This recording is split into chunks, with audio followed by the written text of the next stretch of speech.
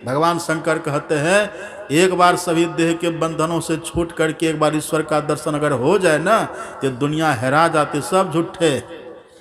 इसलिए कहते हैं जोग वियोग भोग भल मंदा, हित अनहित मध्यम भ्रम फंदा, जन्म मरण जहाँ लगी जगजालू, संपत्ति विपत्ति करम अरु कालू, धरणी धाम धन पुर परिवारु, स्वर्ग नरक जहाँ लगी व्यवहारु, देखिए सुनिए गुनिए मन माही, अब मोह मूल परमारथ नाही। ये मोह है इसीलिए सब दिख रहा है, ये मोह है, मोह की रात्रि में सब दिख रहा है। मोह जैसे मोह समाप्त हुआ ये सब कुछ है ही नहीं है, एकमात्र ईश्वर की सत्ता है। वही ईश्वर को यदि हम देख लिए और तब तक देह में है तो हम जीवन मुक्त हैं। और जिस दिन इस देह से हम निकल करके इस देह का भी नाश हो जाएगा, स्थूलता हमारी छूट जाएगी, मर जाएंगे, उस दिन हम हो जाएंगे विदेह मुक्त। यही है मोक्ष। इसके लिए करना क्या है? बस यही अपने भीतर में बिंदु ध्यान और नाद ध्यान, बिंदु ध्यान विधि नाद ध्यान विधि, सरल सरल जग में प्रचारी।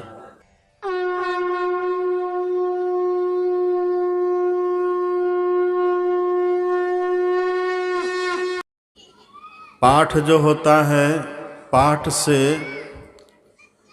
विषय चयनित होता है।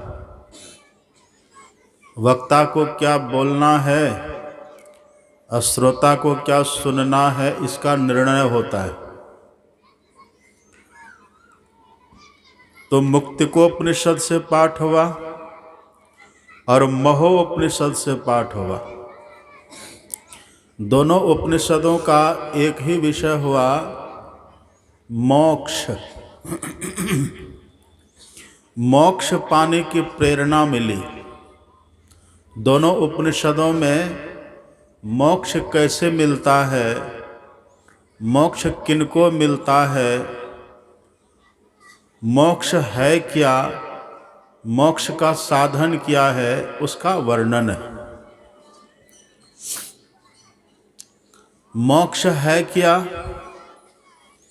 एक जगह सत्संग हो रहा था तो बड़ी भीड़ थी, 2-4-5 बूढ़ी माताएं सत्संग से निकलकर चल दिया घर। तो रास्ते में लोगों ने पूछा कहाँ गई थी? कहा गए थे सत्संग में। तो सुने नहीं? कहा हम लोगों के लायक सत्संग नहीं था। कहा मतलब? सत्संग में कह रहा था जिसको मोक्ष चाहिए वो क्या करे, जिसको मोक्ष चाहिए कैसा साधन भजन करे। हम लोग मोक्ष लेकर क्या करेंगे? उनको कहने का भाव था, वो मोक्ष को मोक्ष समझ रही थी। दाढ़ी मोक्ष जो हम लोग बोलते हैं ना, माताएं कुछ ज़्यादा ही सीधी होती हैं। कहा लोग मोक्ष लेके क्या करेंगे? लेकिन मोक्ष का भाव इस मोक्ष से नहीं है। मोक्ष का अर्थ होता है छुट्टी, मोक्ष का अर्थ होता है छुटकारा, मोक्ष का अर्थ होता है स्वतंत्रता, मोक्ष का अर्थ होता है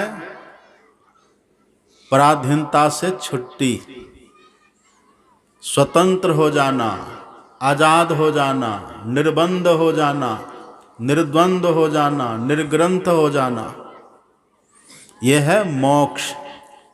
अभी विचार करिए, हम लोग बंधन में हैं कि छूटे हुए हैं? विचार करिए, सोचिए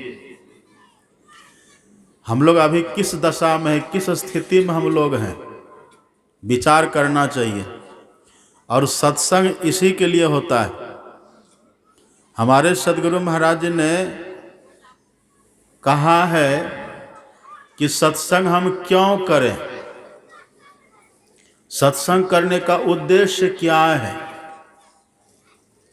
तो हमारे सद्गुरु महाराज जी ने कहने की कृपा की, संशय दूर बहाय। सत्संग हम इसीलिए करते हैं कि तद विषयक, जिस विषय की चर्चा हो, जिस विषय का पाठ हो, उससे संबंधित कोई संशय मन में नहीं रहे। संशय सत्संग से समाप्त होता है। और दूसरी बात, दृढ़ ज्ञान समुझाए, बोध दे कुबुद्धि को हरते। पहली बात तो सदगुरु महाराज जी कहते हैं सत्संग का भाव है कि संशय बिल्कुल भी न रहे, जो सुने उसके लिए निर्भ्रम हो जाए, निसंशय हो जाए। और दूसरी बात, सत्संग यदि सुने तो बुद्धि में बात अट जाए, दृढ़ हो जाए, बात घर कर जाए, जम जाए हमारी बुद्धि में, तब सत्संग का फल हुआ।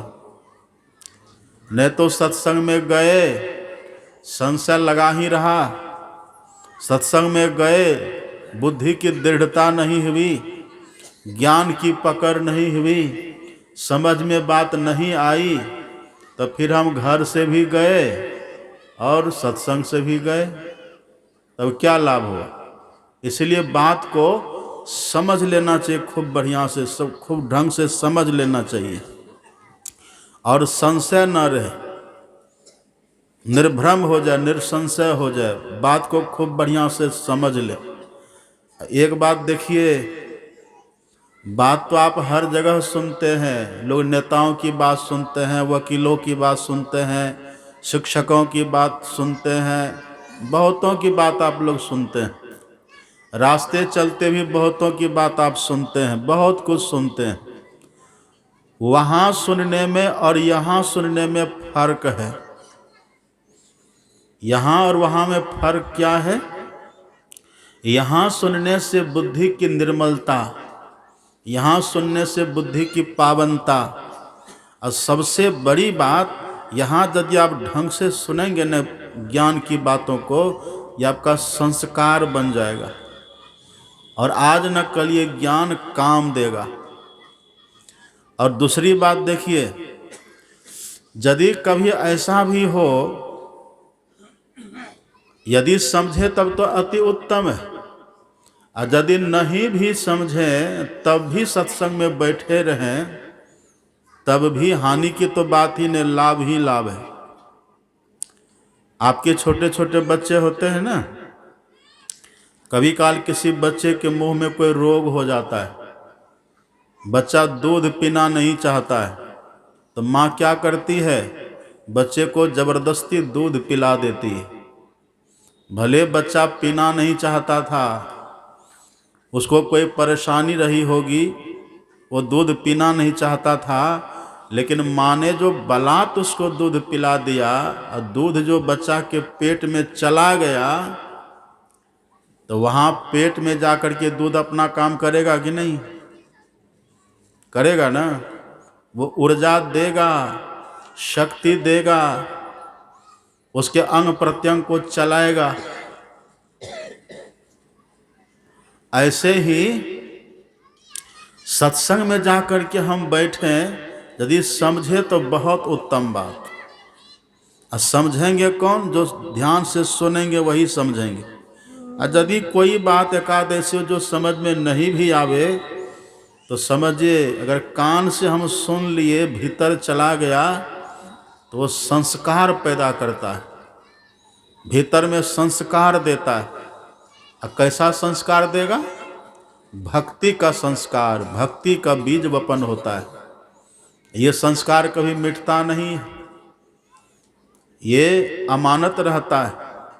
अब भगवान श्री कृष्ण ने तो कह दिया, भगवान ने तो प्रतिज्ञा करके कहा है, कौन्तेय प्रतिजानिहि न मे भक्तः प्रणश्यति।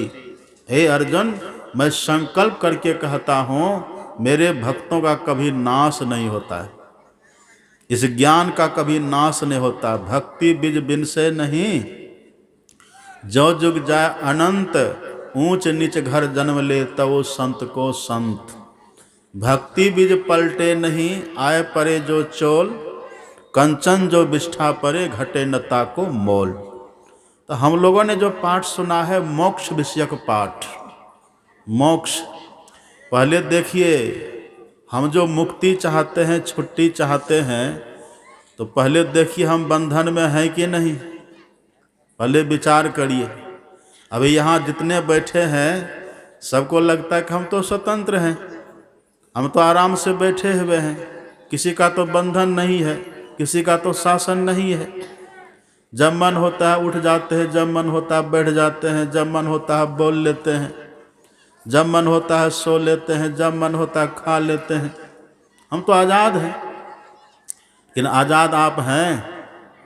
जब मन होता है तब खा तो लेते हैं, लेकिन आपके नहीं चाहने के बाद भी आप एक्सीडेंट होते हैं कि नहीं? आपके नहीं चाहने के बाद भी बीमारी होती है कि नहीं? नहीं चाहने के बाद भी कितने को टीबी हो जाती है, कैंसर हो जाता है, अल्सर हो जाता है। होता है देह में, पर कष्ट किसको होता है? आपको कष्ट होता है कि नहीं? अभी देखिए ना, सर्दी का समय है, सर्दी सबको लग रही है कि नहीं?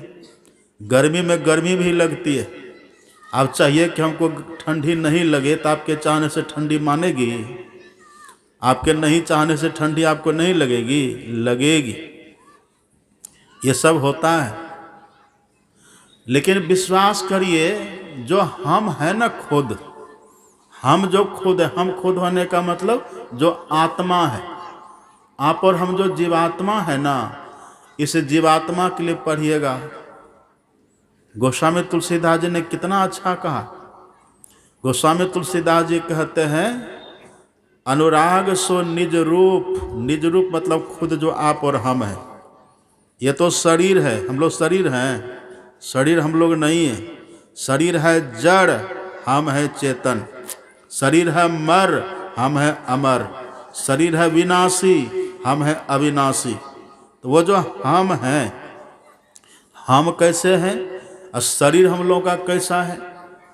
शरीर देखिए न, किसी का गोरा है, किसी का काला है, किसी का नाटा है, किसी का लंबा है, कोई मोटा, कोई दुबला, कोई स्त्री, कोई पुरुष। ये शरीर सबका अलग अलग है। लेकिन इसके भीतर जो आत्मा हम लोग हैं, वो आत्मा कैसी है, हम लोग कैसे हैं, उसके लिए गोस्वामी तुलसीदास जी देखिए कितना अच्छा कहते हैं।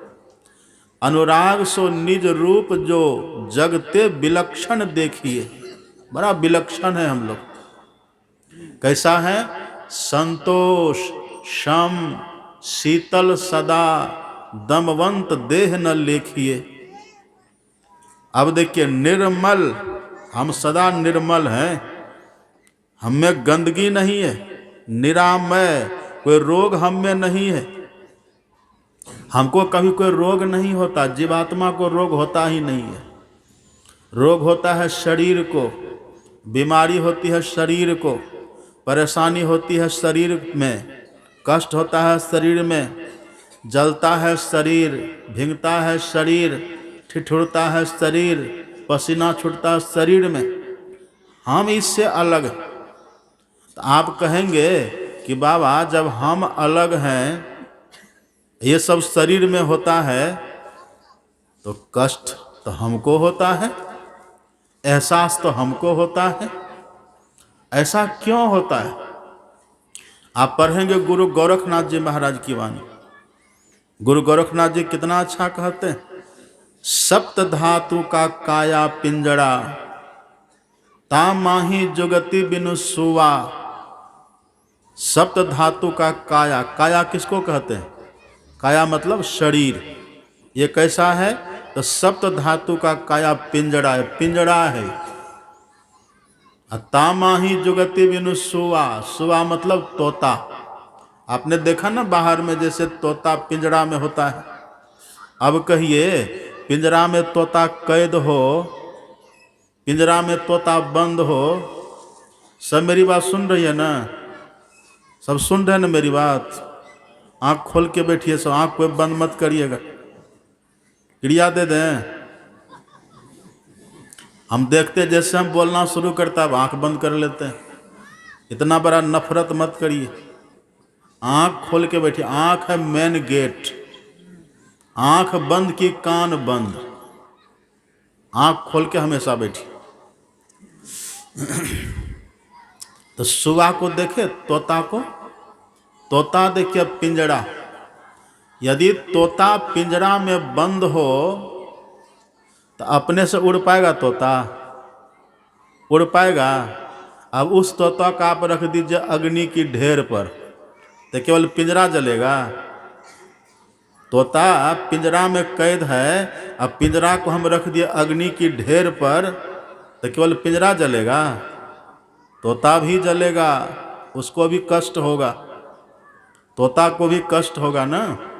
आप पिंजरा को दे दीजिए पानी में बहने के लिए, तो केवल पिंजरे बहेगा कि तोता भी बहेगा? मुश्किल देखे, मुश्किल, मुश्किल देखे है ना? मुश्किल में हम लोग क्या करते हैं? मच्छर को पकड़ते हैं। मुश्किल में किसको पकड़ते हैं? चूहा को पकड़ते हैं। हम देखते हैं आप यहाँ हैं कि नहीं। कई बार शरीर रहता है पंडाल में, मन चला जाता है घर, फिर वहाँ पर वक्ता गए कह, श्रोता गए बह। आपने देखा ना मुश्किल? इस मुश्किल में अद्भुत मूसा, और जब से सृष्टि बनी है तभी से घुसा। शरीर एक मुश्किल की तरह, और आप और हम जो जीवात्मा है ना, ये मूसा की तरह, चूहा की तरह। अब मुश्किल में चूहा हो, अब मुश्किल को फेंक दीजिए पानी में, केवल मुश्किल बहेगा? चूहा भी बहेगा। ऐसे ही शरीर जो हम लोगों का है ना, ये पिंजरा की तरह, ये मुश्किल की तरह, बड़ा अद्भुत है। दर्द होता है शरीर में, लेकिन शरीर है जड़, जड़ को पता चलता है? कुछ भी नहीं चलता। पता किसको चलता है? इसी में जो हम कैद है ना, हमको पता चलता है। शरीर में कष्ट है, शरीर में, ये तो जड़ है। हम लोग हरिद्वार में हम रहते थे पहले, अब भी जाते हैं साल में 2-4 महीना तो वहीं रहते। वहाँ भी अपना आश्रम है, अन्न क्षेत्र अपना वहाँ चलता है हरिद्वार में। वहाँ गंगा किनारे अपना आश्रम है। हरिद्वार आप जाएंगे ना, वहाँ 10 नंबर घाट एक है हरिद्वार में। और वहाँ का नियम है, जितने महात्मा वहाँ मरते हैं ना हरिद्वार में, सबको उसी 10 नंबर पर गंगा लाभ किया जाता है, गंगा में प्रवाहित किया जाता है। तो संजोग से एक बार हम शाम के समय टहलते टहलते उधर ही गए थे। 10 नंबर घाट है, वहीं जाएंगे आप, देखिएगा गंगा किनारे 10 नंबर घाट बना हुआ है। नंबर है 1 2 3 4 5 से 10 नंबरा जो घाट है, वहाँ हम गए थे टहलते टहलते। और संजोग से क्या हुआ, उस समय कोई मर गया था, कोई वृद्ध थे, वो मर गए थे, तो उनको लाया था गंगा लाभ करने के लिए। तो हम उधर ही टहल रहे थे, तो देखे अर्थी नीचे रखा, उससे एक वृद्ध को निकाला। तो हम सोचे कि जरा देखें कैसे कैसे करता है, जरा देखना चाहिए। तो वहीं खड़े हो गए और देखने लग गए। तो देखे हम उससे बूढ़ा को निकाला, और गंगा में उसको प्रवाहित करना है ना, एक बोरी लेकर के आया था, चीनी वाला बोरी, देखे बोरी लेकर के आया था। बूढ़ा को अर्थी पर से उठा करके, और वही चीनी वाला बोरी में उसको भरा, पैर मोड़ दिया, हाथ मोड़ दिया।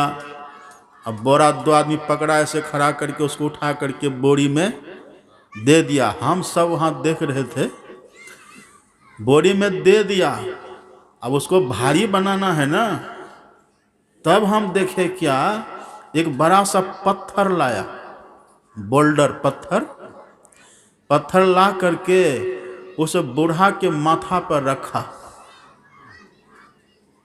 वहाँ भारी बना के तब न देगा ताकि डूब जाए, नीचे बहने नहीं देता, वही डुबा देता है। और मछली सब वहाँ पहले से तैयार रहती है, जैसे सड़ता है ना, मछली खा जाती है। तो हम देखे वहाँ बूढ़ा को बोरा में भर दिया, और उसके माथे पर एक बड़ा सा पत्थर रखा। तो पत्थर जो दिया ना माथे पर, तो बोरी थोड़ी छोटी पड़ गई। अब कैसे करेंगे, वही एक ही बोरी लेकर के गए थे।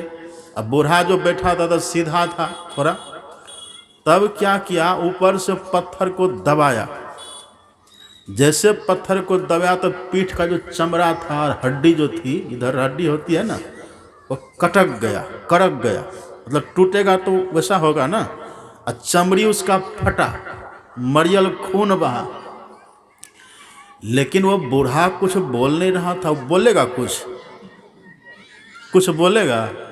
हड्डी उसकी टूट गई, चमड़ा फट गया, खून बह रहा है, देखिए शरीर वही है, इन अभी कुछ बोलेगा? कुछ बोल नहीं रहा है। क्यों नहीं बोल रहा है? शरीर है, उसमें कष्ट थोड़े हो रहा है, वो जड़ है, उसको कष्ट क्या होगा? हड्डी टूट गई तब भी कुछ नहीं, चमड़ा फट गया तब भी कुछ नहीं, खून बह गया तब भी कुछ नहीं, वो जस के तस वैसे। इन कहीं अगर अभी हम लोग की हड्डी टूटे तो जैसे वैसे रहेंगे? खून बहे तभी वैसे रहेंगे? कितना तड़पेंगे, कितना चिल्लाएंगे। ये तड़पता कौन है? ये चिल्लाता कौन है? कष्ट किसको होता है? हम ही को कष्ट होता है। लेकिन हम हैं कैसे? तुलसीदास जी कहते निर्मल निरामय। हम ऐसे हैं, न तो हमको कोई रोग है। और गीता में पढ़िएगा, भगवान कहते नयनम छिंदन्ति शास्त्राणि, नयनम दह्यति पावकः, न चैनम कलदन्त्यापो न शोष्यति मारुतः। हमको, आत्मा को तलवार काट नहीं सकती। अब सोचिए हम लोग कैसे? आत्मा को तलवार काट नहीं सकती है, हवा सुखा नहीं सकती है, पानी आत्मा को भिगा नहीं सकता है, और अग्नि इसको जला नहीं सकती है। हम ऐसे हैं, हम हैं ऐसे, अग्नि छू नहीं सकती, तलवार छू नहीं सकती। वो छू सकता है शरीर को, काटता है शरीर को, जलाता है शरीर को। शरीर है जड़, हमको छू नहीं सकती, छूता है शरीर को, शरीर है जड़, तो कष्ट फिर किसको होता है? ये दुख किसको होता है? कभी सोचे? कभी विचार किए? हमको तलवार छू नहीं सकती, हमको अग्नि छू नहीं सकती, तो फिर जलने के बाद हमको दर्द क्यों होता है? हम चिल्लाते क्यों हैं? और शरीर तो जड़ है, इसमें भी कुछ नहीं होना चाहिए। आखिर ऐसा क्यों होता है? कारण है। कारण क्या है? हम देह में बंध गए हैं, जैसे पिंजरा में तोता बंध जाए, जैसे मुश्किल में चूहा बंध जाए। जल्दी खत्म करिए बात, आप बीच में बोलते हैं ना, हमको डिस्टर्ब हो जाता है। समझ गए बात? शरीर में हम कैद हैं, इसीलिए कहते हैं जड़ चेतन ही ग्रंथि पड़ी गई। जो ग्रंथि पड़ी है ना, आत्मा और शरीर, आत्मा जो देह में कैद हो गया है, बंध गया है ना, इसीलिए कष्ट होता है। इसी से छूट जाना, उसी को कहते हैं मुक्ति।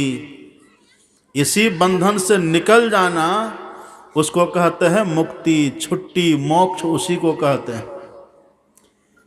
ऐसा यदि कोई हो जाए अब फिर देह में रहे, तब कोई कष्ट नहीं होगा। अपने सदगुरु महाराज जी को एक फुंसी हो गई थी, यहाँ एक फुंसी हो गई थी, लाल लाल फुंसी, टहकने वाली फुंसी। देखे कभी काल होता है ना लोगों को, टहकने वाली फुंसी, लाल लाल, एकदम लाल पड़ जाता है, रक्त भर जाता है। वो देखने से भी लगता है कितना दर्द हो रहा होगा।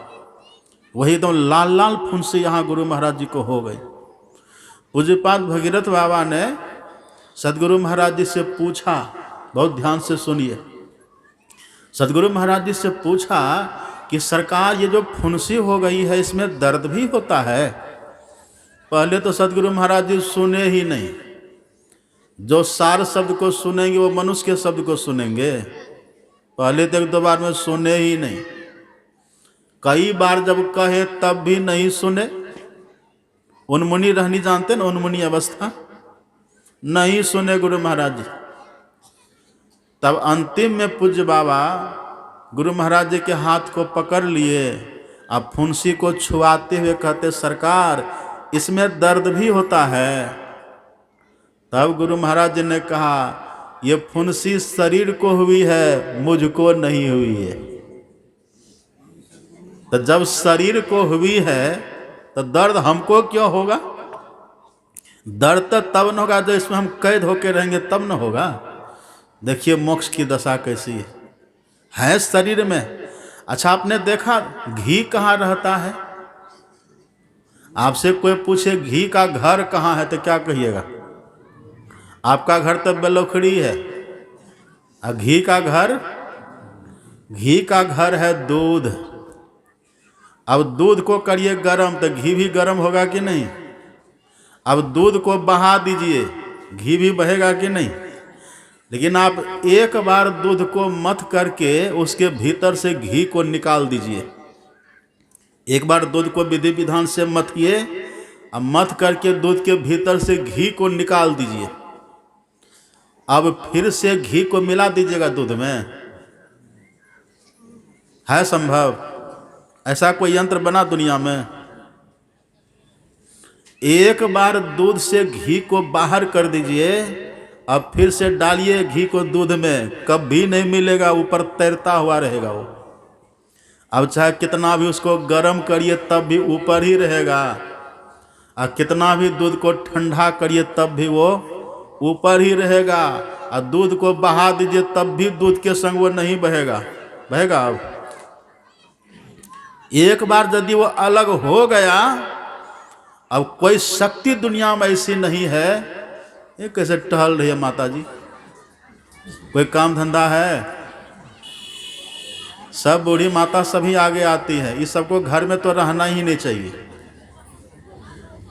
हम लोग देखते जाते रहते हैं ना, पुतहु सब चाहते कि माँ कहीं जाए बैठे रहे, लेकिन ये सब चूल्ही के पास बैठे रहती है, घरों में परेशान, इधर आके परेशान करती है। कार्यकर्ता के पीछे रहिए, वहाँ एक कार्यकर्ता पीछे बैठिए और रोकिए, एक एक करके सब टघड़ते टघड़ते इधर आ जाते हैं। क्या कह रहे थे हम? कभी मिलेगा? आप कितनी भी बुद्धि लगा लीजिए, अटकलबाजी लगे, कभी मिलेगा उससे? जिमे दूध के मथन से निकसत है घी जतन से, तिमे ध्यान के लगन से पर ब्रह्म ले निहारा। एक बार यदि कोई इस देह के बंधन से अपने को निकाल ले, अब फिर देह में ही रहे, उसको कहते हैं जीवन मुक्त। वो जीवन रहते मुक्त हो गया। अभी सुने न पाठ में राम भगवान का वचन था, वो मुक्ति को उपनिषद में राम हनुमान संवाद है। हनुमान जी ने पूछा कि भगवान ये मुक्ति क्या है, मोक्ष क्या है? तो भगवान ने 5 प्रकार की मुक्ति का वर्णन किया। 4 प्रकार की मुक्ति तो भगवान ने कहा मरने के बाद मिलती है, मरे पहले तब मिलेगी। और 1 प्रकार की मुक्ति जीते जी मिलती है। तो मरने के बाद जो मुक्ति मिलती है ना, वो नकली है। नकली क्यों? वो मुक्ति मिलने के बाद फिर से बंधन हो जाता है, फिर से बंधन हो जाता है। लेकिन एक मुक्ति है जिसको कहते कैवल्य मुक्ति।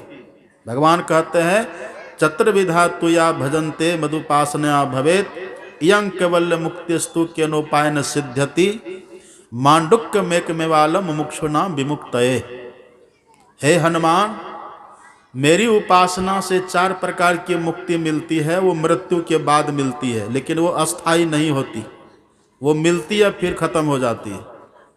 लेकिन एक मुक्ति है कैवल्य मुक्ति, वो जीते जी मिलती है, मरने के पहले मिलती है। और वो मुक्ति यदि एक बार मिल गई ना, जैसे दूध से घी एक बार निकल गया, अब घी दूध में मिलेगा? अब शरीर में है तब भी बंधन में नहीं रहेंगे, इसलिए उसका नाम है जीवन मुक्त।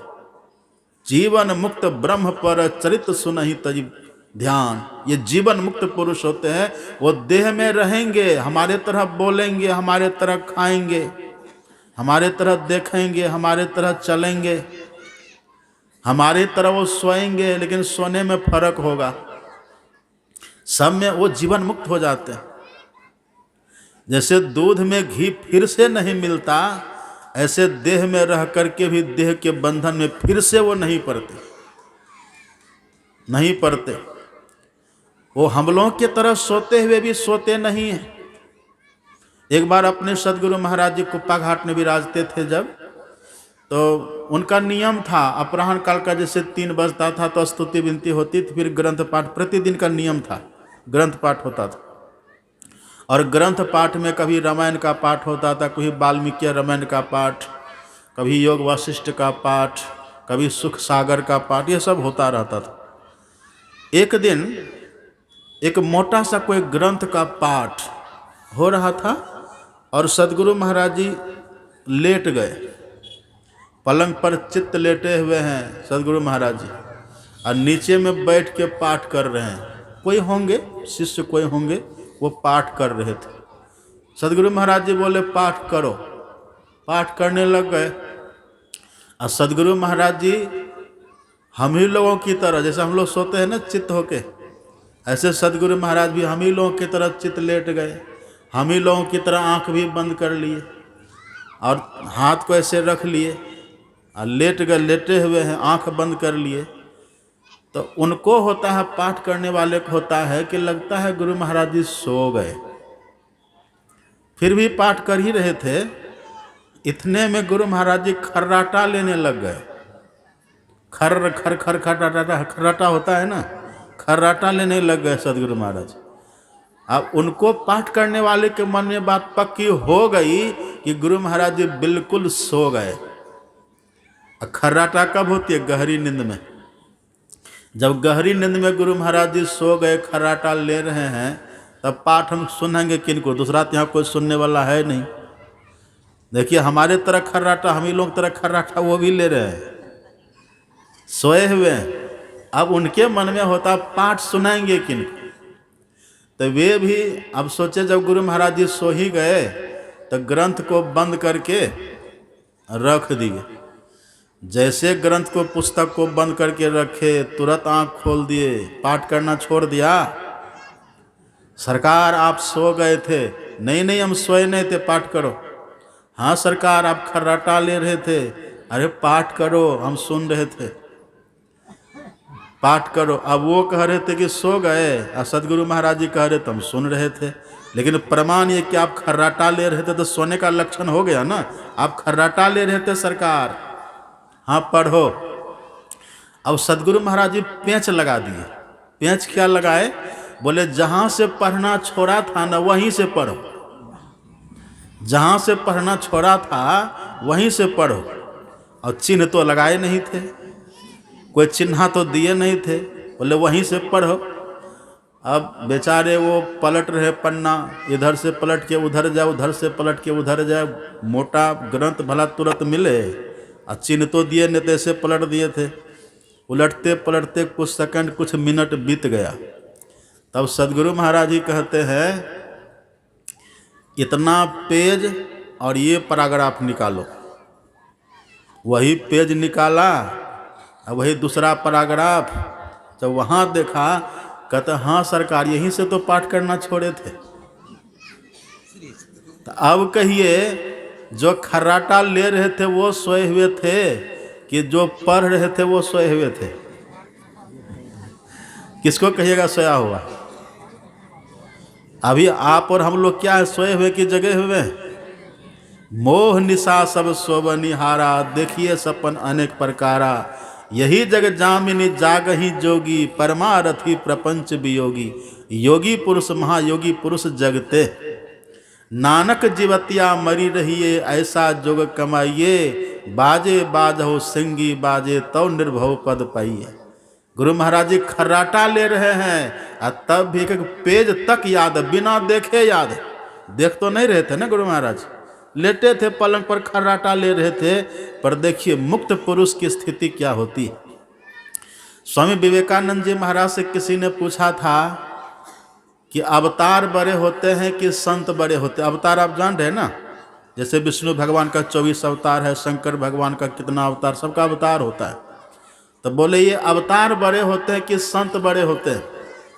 तो स्वामी विवेकानंद जी महाराज ने कहा था जो जीवन मुक्त होते हैं वो बड़े होते हैं। नाम नहीं कहा संत या भगवंत या अवतार, कुछ नहीं कहा।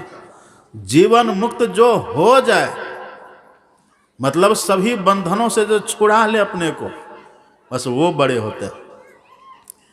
फुंसी हो गई तो देह में फुंसी है, खर्राटा ले रहे हैं पर पता सब है। यही है मुक्त दशा। बंदा बैरागी का नाम सुने? वीर बंदा बैरागी। जब उसको पकड़ लिया औरंगजेब की सेनाओं ने पकड़ लिया, फर्रुखसियार कसाई था।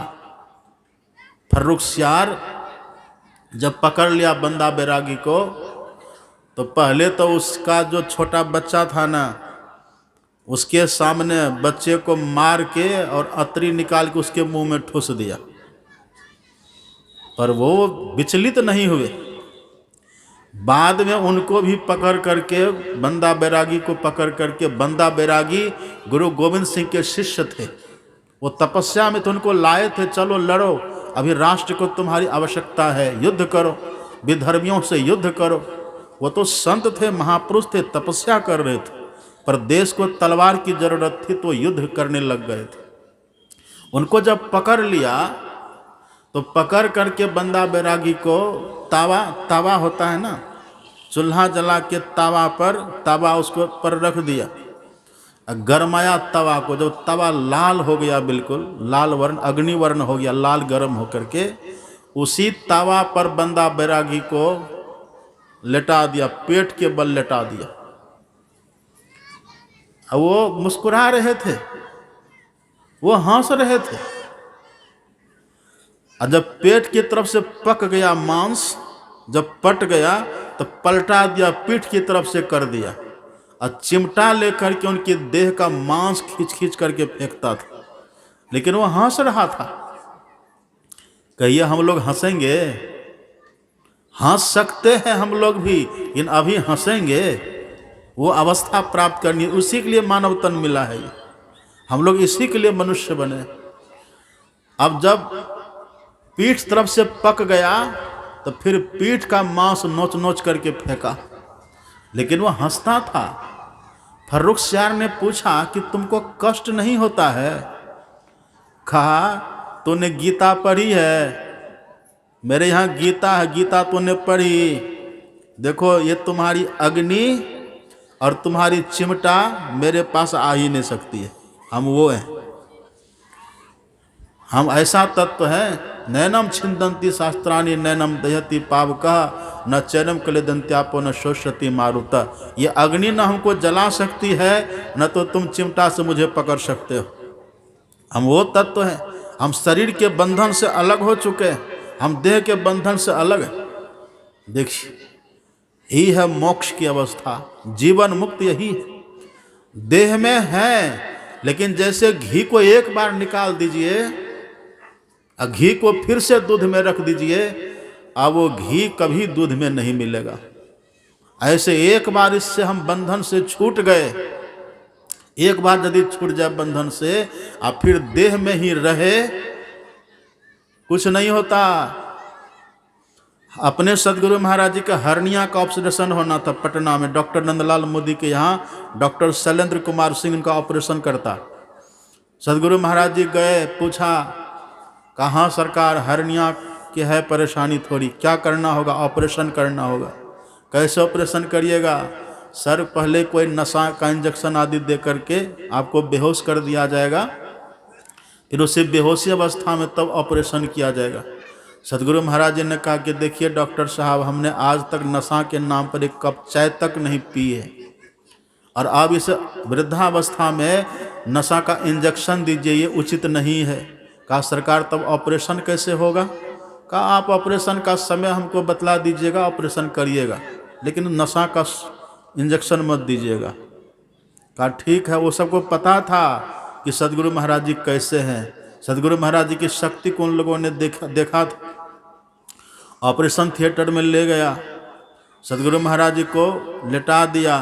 कहा सरकार अब ऑपरेशन शुरू करें? हाँ करिए। आंख बंद कर लिए गुरु महाराज। जैसे कैंची से कपड़ा काटते हैं ना, ऐसे काटना शुरू किया डॉक्टर। चमड़ा काटेंगे तब तो ठीक करेंगे, हर्निया काट कूट दिए, सब काट कूट के जब वहाँ गए हर्निया को ठीक करना, वो तो नीचे लटक जाता है ना, फिर से उसको सेट करना होता है। तो वहाँ जब गया, इतने में डॉक्टरों के मन में होता है एक बार जरा जांच करें गुरु महाराज जी को, देखें क्या स्थिति है।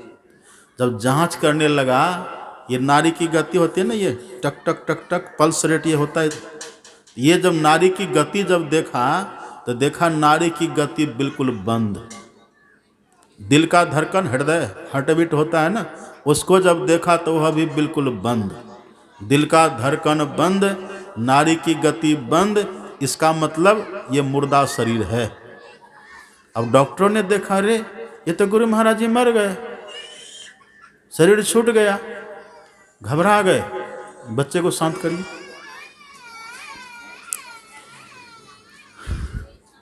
अब डॉक्टर परेशान, कहते हम लोग सुनते हैं, महापुरुष तब के जो सुनाते हैं कि ऐसा इतना तक हुआ कि डॉक्टर लोग परेशान इतना हो गए, इतने बड़े संत हम लोग के हाथ से मर गए। अब दुनिया क्या कहेगी? अपना अपना औजार समेटने लग गए। अब औजार जैसे समेटने लग गए, इतने में गुरु महाराज जी आंख खोल करके कहते ऑपरेशन करना छोड़ दिए, ऑपरेशन करिए। यही है जीवन मुक्त की दशा। यही ये क्या है? साधन में पगी जाए अति ही धीर हो, अति ही गंभीर हो। जो साधना में पूर्ण हो जाते हैं वो जीवन मुक्त पुरुष हो जाते हैं। फिर आंख बंद कर लिए, फिर ऑपरेशन शुरू। देखिए, देह में है पर बंधन में नहीं है। जब मन तब निकलेंगे, जब मन तब फिर आएंगे। जैसे हम लोगों का कमरा होता है ना, अगर कमरा का मेन गेट खुला हुआ हो तो जब मन कमरा में आइए, जब मन कमरा से बाहर जाइए। और कमरा का मेन गेट बंद हो, खिड़की सब खुला हो तो निकल पाइएगा? और यदि निकलना पड़े तब आप निकलने लायक हैं गेट से, और आपको कोई बोले निकलो, किधर से निकले? जिधर से निकलो। अब खुला तो गेट है नहीं, खिड़की खुले, खिड़की से निकलो, तो कष्ट होगा कि नहीं? यही होता हम लोग का। जब मरण होता, जब हम लोग की मृत्यु होती है ना, तो मृत्यु के समय जो हम लोग इस देह से निकलते हैं, इस देह से निकलने का जो मेन गेट है वो बंद है। अभी हम लोग का भी बंद है। उसी को बोलते हैं 10वां द्वार। 9 द्वार ये खिड़की की तरह खुला हुआ है। देख रहे हैं, 2 आंख है, 2 आंख का द्वार, आंख खुला हुआ है, आंख खुली हुई है, कान खुला हुआ है, नाक खुली हुई है, मुंह खुला हुआ है, मलमूत्र का रास्ता खुला हुआ है। तो इधर से अगर हम निकलेंगे तो ये खिड़की की तरह, इसमें बड़ा कष्ट होता है। तो उस समय होता क्या है, जमदूत आता है। अब मेन गेट तो बंद है, 10वां द्वार तो बंद है, उधर से जमदूत आता है। जमदूत कहता निकलो। ये मरने वाले को पता चलता है, जो मरने लग जाते हैं ना उनके पास जमदूत आता, दूसरे को पता नहीं चलता। आजू बाजू आसपास जो लोग होते हैं उसको नहीं दिखाई देता, लेकिन जो मरने वाले होते हैं वो देखता कि जमदूत आ गया। आप देखिएगा ना, कभी काल ऐसा होता है व्यक्ति बिस्तर पर पड़े पड़े मलमूत्र का त्याग कर देता है, देखे करता है ना, मलमूत्र का त्याग कर देता है। कंठ जो है गला अवरुद्ध हो जाता है कफ वित्त बात से। कंठावरोधन विध्वस्मरणम कुतस्ते, प्राण प्रयाण समय कफ बात पित्तो हो, कंठावरोधन विध्वस्मरणम कुतस्ते। जब मृत्यु का क्षण आता है ना, तो जमदूत क्या करता है, ये जो गला है कफ से, बात से, पित्त से इसको अवरुद्ध करता, बंद कर देता है। अब कहता है निकलो। रास्ता तो बंद है, मेन गेट तो बंद है, 10वां द्वार तो बंद है। वो निकलने का आराम से था, पर उसको हमने खोला नहीं। जीवन में दुनिया का सब काम हम कर लिए, जो बनना था बन गए, पढ़े लिखे, बहुत डिग्री हासिल कर लिए, हम बिजनेस व्यापार किए, बहुत धनी भी बन गए, बहुत मेहनत किए, पद भी प्राप्त कर लिए, बहुत कुछ कर लिए, लेकिन मेन द्वार को हमने, मुख्य द्वार को हमने खोला नहीं। उसको यदि हमने नहीं खोला, अंतिम में जमदूत तो आएगा, इसमें किसी को दुविधा है? जमदूत तो अंतिम में आएगा। और जब जमदूत आएगा तो जमदूत कहेगा निकलो, तो किधर से निकलिएगा? वो कहेगा निकलो, आप निकल ही नहीं पाएंगे। उसी समय क्या होता है, कबीर साहब की वाणी पढ़िएगा। कबीर साहब कहते हैं, जब जमदूत आन पड़ेंगे, करो रे मनवा दिन की तदबीर। मुंगरी न मारी के प्राण निकासत, सुन रहे बात, मुंगरी न मारी के मार मार के निकालेगा, मुंगरी न मारी के प्राण निकासत, उस समय व्याकुल होत शरीर, करो रे मनवा दिन की तदबीर। अब पासे में है पिताजी, पासे में है भाई, पिताजी माँ सब पासे में है, कोई बचा पाएगा उस समय? है कोई बचाने वाला? किया कर तो माई बाप, किया कर तो भाई, और किया कर तो घर के त्रिया, जमुआ ले जाए, कोई नहीं बचाएगा। क्योंकि हमने जिससे बचने का उपाय था, जो बचने का उपाय था, जो द्वार हमको खोलना था, उसको हमने खोला ही नहीं। बाकी सब काम तो हमने कर लिया, दुनिया में बहुत कुछ हम कर लिए, लेकिन जिससे हमको निकलने में आराम होता। अभी देखिए यहाँ से किन्हीं को अभी दिल्ली जाना तो व्यवस्था करते हैं कि ना, दिल्ली जाने की सब सुख सुविधा की व्यवस्था कर लेते हैं, वो बाहर कहीं निकलना व्यवस्था कर लेते हैं। लेकिन अंतिम इस देह से जो हमको निकलना है, नहीं निकल पाते हैं। तब जमदूत क्या करता है? मुंगरी न मारी के प्राण निकासत, वो कहते निकलो, हम निकल पाते नहीं, तब मार लगती है। बगल में ही माँ है, बगल में पिताजी, बगल में भाई, किया कर तो माई बाप, किया कर तो भाई, और किया कर तो घर के त्रिया, जमुआ ले जाए। हाँ, उस समय एक सहारा होता है, उस समय एक सहारा होता है। एक बार भगवान शंकर अकेले में बैठ करके ऐसे प्रणाम कर रहे थे, अकेले में कैलाश पर भगवान शंकर बैठे थे अकेले में, और ऐसे प्रणाम कर रहे थे, ऐसे प्रणाम कर रहे थे। पार्वती माता ने देख लिया। पार्वती माता ने कहा कि भगवान आप किनको प्रणाम कर रहे थे? आप तो देवों के देव महादेव हैं, आप सबसे बड़े हैं, जितने यक्ष गंधर्व किन्नर नर सब आपको प्रणाम करते हैं, आप किनको प्रणाम कर रहे थे? सबसे बड़े तो आप हैं। तब भगवान शंकर ने जो कहा है, वहाँ स्कंद पुराण में पढ़ेंगे आप, वहाँ जो भगवान शंकर ने कहा है कि देवी मैं उनको प्रणाम कर रहा था जो अंतिम में जम से बचाता है। लिखा है, एक एव परो देवो विषमे समुपस्थिते गुरु सकल धर्मात्मा तस्मै श्री गुरुवे नमः। हे देवी, मैं गुरु महाराज को प्रणाम कर रहा था। कौन बोल रहे हैं बात? कौन बोल रहे हैं? अब लोग बहुत चंचल हो रहे हैं, शांति से बैठिए ना, सबका ध्यान बढ़ जाता है ना। क्या कह रहे थे हम? भगवान शंकर कहते मैं गुरु महाराज को प्रणाम कर रहा था। क्यों? देखिए भगवान शंकर का शब्द पर दीजिए, ध्यान दीजिए। एक एव परो देवो, एक एव का अर्थ होता है एक ही, दूसरा विकल्प नहीं है, एक ही। एक होता है ही, एक होता है भी। जहाँ पर भी हो वहाँ पर विकल्प होता है। जहाँ पर भी होता है ना, जैसे कहते ये भी विद्यार्थी है, मतलब क्या दूसरा भी विद्यार्थी होगा। यदि कह दे ये ही विद्यार्थी है, दूसरा नहीं है। ऐसे भगवान शंकर कहते एक ही परो देवो, श्रेष्ठ देवता हैं जो विषमे समुपस्थित, मृत्यु का जो विषम समय है ना, उस समय रक्षा करते हैं। हे देवी, वही है गुरु महाराज, मैं उन्हीं को प्रणाम कर रहा था। अच्छा, शंकर भगवान हैं कौन? शंकर भगवान कौन है? शंकर भगवान है मृत्यु के देवता, संहार शक्ति है। भगवान शंकर मृत्यु देवता है। तो भगवान शंकर अर्थात मृत्यु के देवता खुद ही प्रणाम कर रहे हैं। ये शिक्षा दे रहे हैं कि यदि मृत्यु के अंतिम पीड़ा से बचना चाहते हो तो द्वार खुले तब तो उत्तम है ही है। जाता जोगी किन्हों न पावा, जमराज जमदूत देख भी नहीं पाएगा।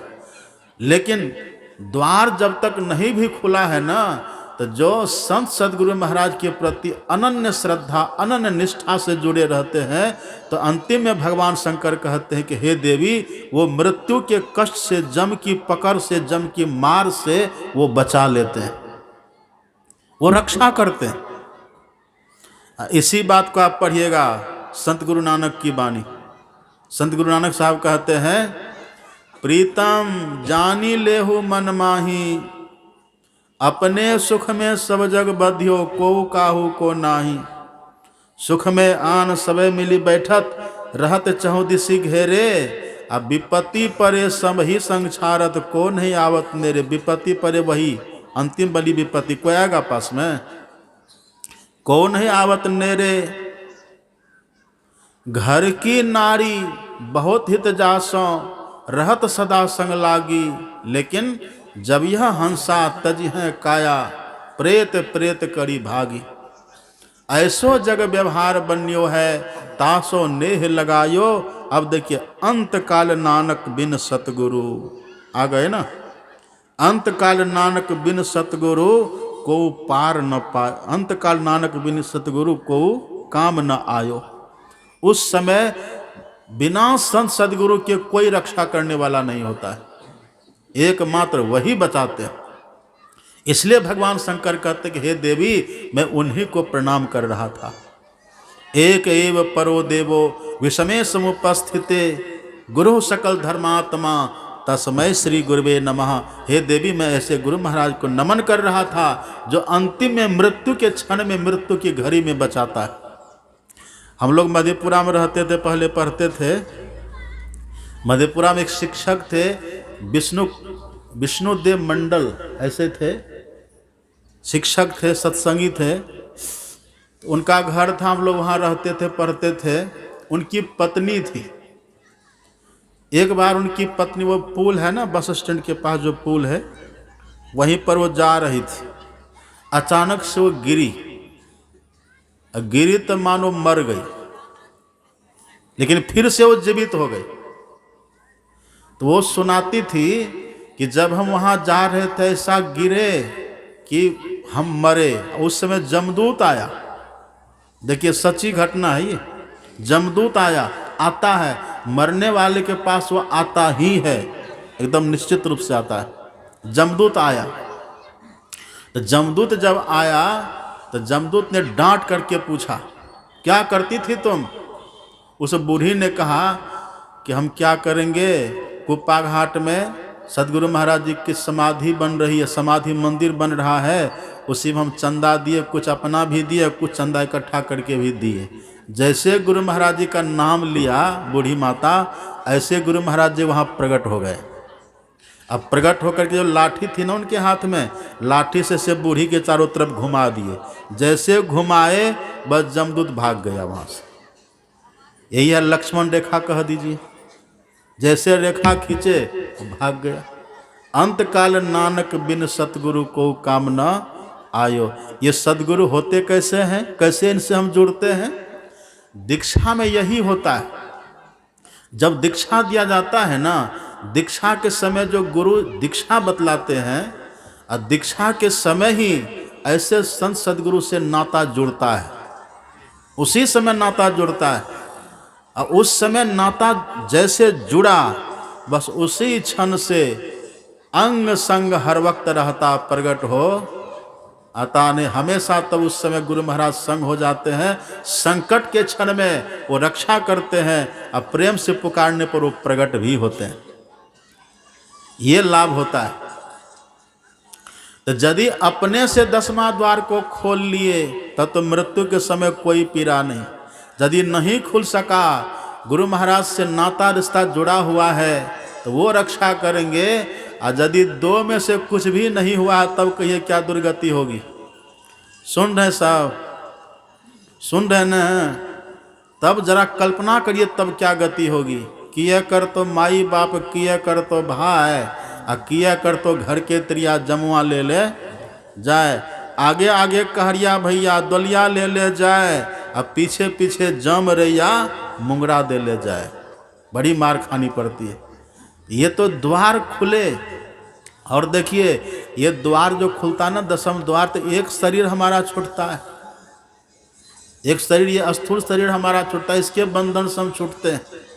ये देह का बंधन है। पहला बंधन परा देह का, दूसर त्रिया जान, तीसर बंधन पुत्र विचारो, चौथा नाती मान, नाती के कहीं नाती होवे फिर कहो कौन ठेकान।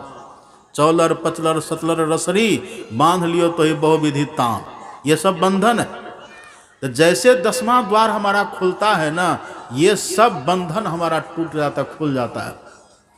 लेकिन 10वां द्वार खुलने के बाद भी उधर सूक्ष्म शरीर का बंधन रहता है, फिर कारण शरीर का बंधन रहता है, फिर महाकारण का बंधन रहता है। ये 4 जड़ शरीर है। अब 5वां है केवल शरीर, उसका भी वो भी बंधन है। पर केवल शरीर वो चेतन शरीर है, वहाँ जम की पहुँच नहीं है, पर आवागमन होगा। जम तो यहीं छोड़ देता है, पर आवागमन होता है। जैसे हम 10वां द्वार को खोले, प्रकाश हुआ, फल क्या होगा? भा प्रकाश, मिटल अंधियारी, सुख भयल बहुत तेर है, आ गुरु कृपा की कीमत नाही, मिटल 84 फेर है। अब 84 में कभी नहीं जाना पड़ेगा। प्रकाश जैसे भीतर हो गया, 84 का चक्कर सदा के लिए समाप्त हो गया। लेकिन जन्म मरण तो होगा, जन्म मृत्यु तो होगी। तो अपने सदगुरु महाराज जी कहते हैं अभी तो एक ही छूटा है शरीर, है 5, स्थूल सूक्ष्म कारण महाकारण कैवल्यों के पार। असुखमन तिल हो पिलतन भीतर, होंगे सबसे न्यार। तब इससे पर कैसे होंगे? ब्रह्म ज्योति ब्रह्म ध्वनि को धरी धरी, ले चेतन आधार, तन में पिल 5 तन पारा, जा पाओ प्रभु सार। तब परमात्मा को पाके सभी बंधनों से मुक्त हो जाएंगे। जब सभी बंधनों से हम मुक्त हो जाएंगे, वैसे ही मुक्त हो जाएंगे जैसे दूध से घी मुक्त हो जाता है।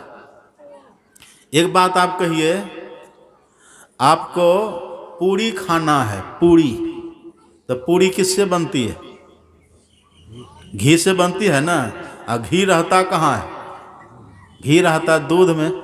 अब कोई व्यक्ति सोचे कि हमको पूरी खाना है, पूरी बनती है घी से, और घी है दूध में, तो दूध में तो घी है ये न है, चलो हम दूधे से पूरी बना लेते हैं। बना लीजिएगा? बना पाएंगे? नहीं बना पाएंगे। और यदि पूरी बेल करके डाल दीजिएगा तब पूरी बनेगी? दूध पिट्ठी बनेगी, पूरी नहीं बनेगी वो। और यदि एक बार दूध से घी निकल जाए, अब उस घी से खीर बनेगी? जब तक दूध में घी था तो खीर बन रहा था, खीर बन रही थी, पर पूरी बन रही थी? नहीं बन रही थी। और जब एक बार हम दूध से घी को बाहर निकाल लिए, अब घी से पूरी बनेगी, पर खीर बनेगी? नहीं बनेगी। ऐसे ही जब तक हम इस देह में फंसे हुए हैं, तब तक हमको माया का ज्ञान होता है, परमात्मा का ज्ञान नहीं होता। तब तक संसार का बोध हमको होता, ईश्वर का बोध नहीं होता। और यदि एक बार हम देह के बंधन से, सभी देहों के बंधन से अपने को छुड़ा लेंगे, तब परमात्मा का बोध होगा, तब माया का बोध होगा? नहीं होगा। तब माया खत्म। भगवान शंकर कहते हैं, जेहि जाने जग जाई हैराई, जागे जथा सपन भ्रम जाई। जब तक हम सपना देखते रहते हैं, तब तक सपना का दुख सुख होता है कि नहीं? वो भ्रम मिटता है। पलंग पर सो रहे हैं घर में, पर सपना में देख रहे कि नदी में हम डूब रहे हैं। अब कहिए, आपको पलंग पर सोने का सुख लगता है उस समय, कि नदी में डूबने का दुख होता है? दुख ही ना होता है, दुख होता है। लेकिन यदि जग गए तब कहते रहे तो बेकारी, न तो नदी है न तो पानी, डूब कहाँ रहे तो फालतू के दुख हो रहा था। ऐसे ही भगवान शंकर कहते हैं, एक बार सभी देह के बंधनों से छूट करके एक बार ईश्वर का दर्शन अगर हो जाए ना, तो दुनिया हैरा जाती, सब झूठे।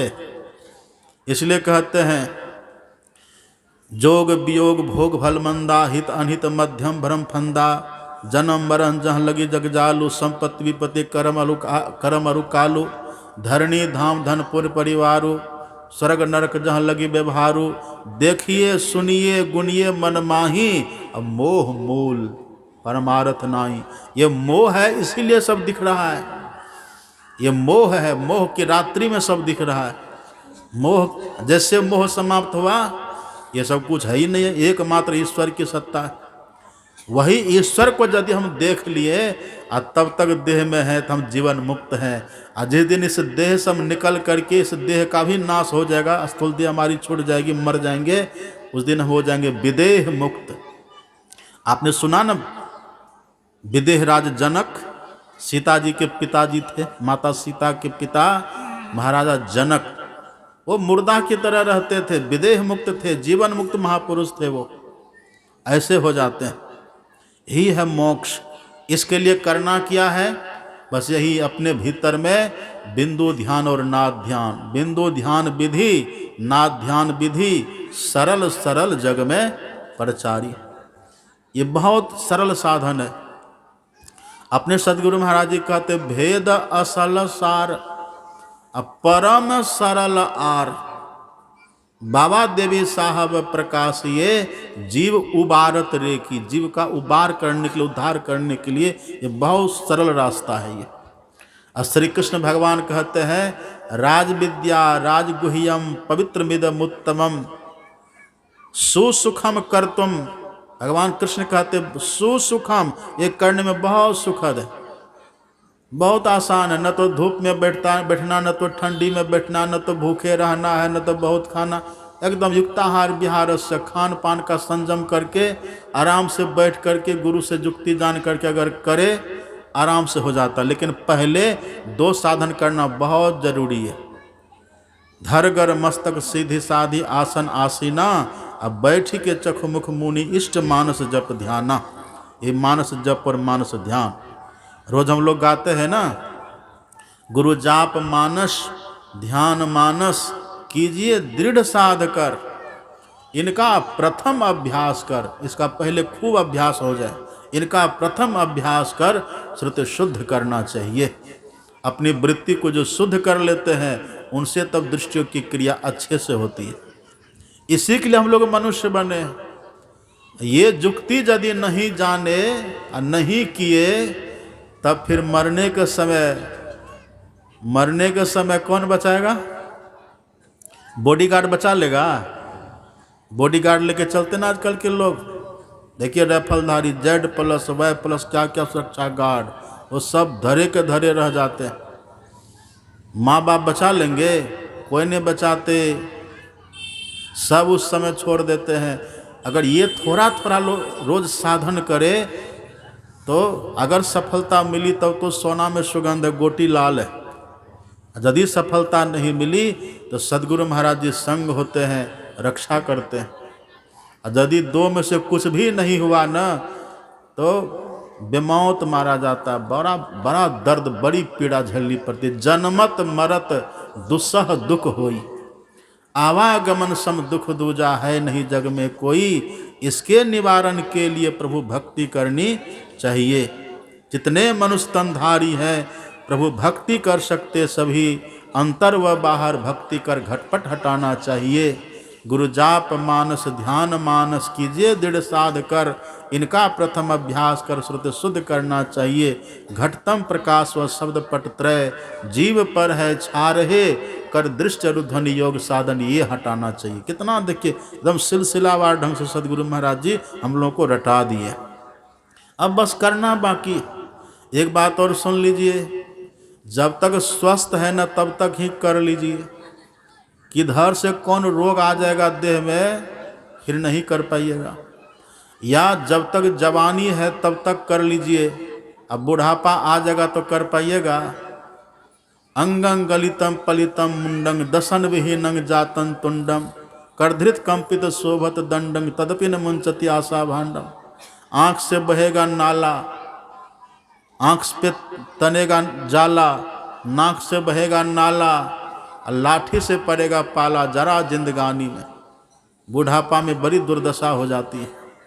तो जवानी में ही करना है और स्वस्थ रहते ही करना है। और बड़ी खुशी की बात है, यहाँ ये जो सत्संग आप सुन रहे हैं ना, भी यहाँ के नवयुवकों की देन है। बूढ़ा बूढ़ी तो बहुत कराते रहते हैं, लेकिन नवयुवक भी करावे। आज हम कह रहे थे, एक आए, नाम तो हम भूल रहे हैं, कहा सब बच्चा सब मिलके करा रहा था। हम बोले बच्चा का तो बच्चे ने कराएगा, हम भी खुद बच्चा हैं गुरु महाराज के, हम गुरु महाराज के बच्चे हैं, ये सब भी गुरु महाराज के बच्चे हैं। तो बच्चे की व्यवस्था बच्चे कर रहे हैं, सब नवयुवक मंडल यहाँ। हमने दो चार का नाम भी पूछा, कहा कि बाबा किसी का नाम मत बोलिए, बाकी को दुख हो जाएगा। ये युवकों के भीतर कितना स्नेह स्वार्थ की भावना देखिए। अब बूढ़ा बूढ़ी सब जलते रहते हैं, हमारा नाम हो। युवकों में देखिए, युवक अगर जग जाए ना तो ये तो सोया हुआ शेर है, जब शेर जगता है तो दहाड़ता है।